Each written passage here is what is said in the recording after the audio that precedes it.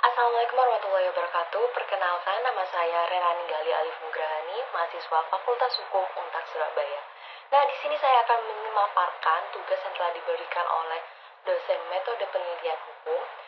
Saya mengambil judul tentang kualifikasi tindak pidana produksi suku cadang kendaraan bermotor yang tidak sesuai dengan standar nasional Indonesia.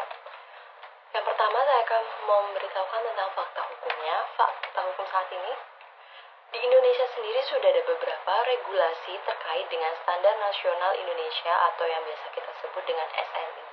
Dalam Undang-Undang Lalu Lintas dan Angkutan Jalan, telah disebutkan jika masyarakat membeli atau memasang suku cadang kendaraan bermotor otomatis suatu barang yang telah melalui suatu uji kelayakan di Indonesia.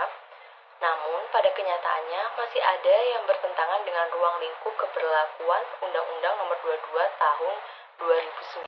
Nomor 22 Tahun 2009 yang menjelaskan tentang lalu lintas dan angkutan jalan pada pasal 4C yang berbunyi kegiatan yang berkaitan dengan registrasi dan identifikasi kendaraan bermotor dan pengemudi, pendidikan berlalu lintas, manajemen dan rekayasa lalu lintas, serta penegakan hukum lalu lintas dan angkutan jalan. Nah, proposisi hukum yang saya ambil di sini ada dalam pasal 48 bab 7 mengenai kendaraan yang menyebutkan setiap kendaraan bermotor yang dioperasikan di jalan harus memenuhi persyaratan teknis dan layak jalan. Yang kedua, persyaratan teknis sebagaimana dimaksud pada ayat 1 yang terdiri atas susunan perlengkapan, ukuran karoseri, perancangan teknis kendaraan, rancangan teknis kendaraan sesuai dengan peruntukannya, permuatan, penggunaan, penggandengan kendaraan bermotor, dan atau penempelan kendaraan bermotor.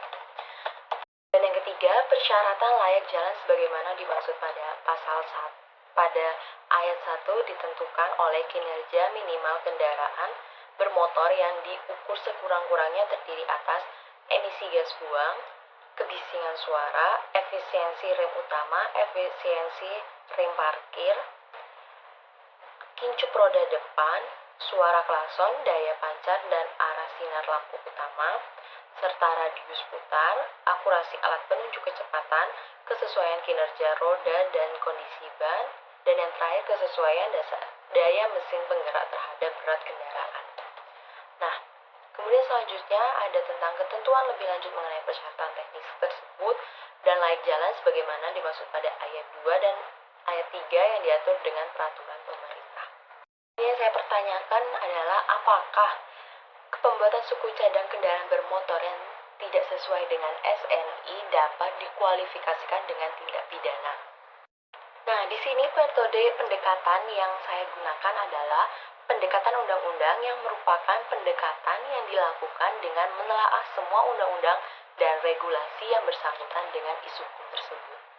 Jenis bahan hukum yang saya ambil di sini adalah jenis bahan hukum sekunder, yaitu bahan-bahan yang memberikan penjelasan mengenai hukum primer seperti rancangan undang-undang, hasil-hasil penelitian, hasil karya dari kalangan hukum, dan pendapat para sarjana hukum, contohnya seperti buku. Sumber bahan hukumnya sendiri dari Undang-Undang Lalu Lintas dan Angkutan Jalan, Undang-Undang tentang Perlindungan Konsumen, serta Peraturan Pemerintah Nomor 55 Tahun 2012 tentang kendaraan. Pengumpulan bahan hukum yang digunakan untuk pengumpulan penulisan ini diperoleh dengan cara melakukan studi kepustakaan. Perolehan bahan hukum melalui penelitian kepustakaan dikumpulkan dengan cara mencari dan mempelajari serta memahami buku-buku ilmiah dan undang-undang yang sedang berlaku. Nah, jadi teknik analisis bahan hukum yang digunakan adalah teknik analisis perspektif, di mana sifat analisis ini dimaksudkan untuk memberi saran mengenai apa yang harus kita lakukan untuk mengatasi suatu masalah tertentu atas apa hasil penelitian yang telah dilakukan. Cukup sekian dari saya, kurang lebihnya mohon maaf. Assalamualaikum warahmatullahi wabarakatuh.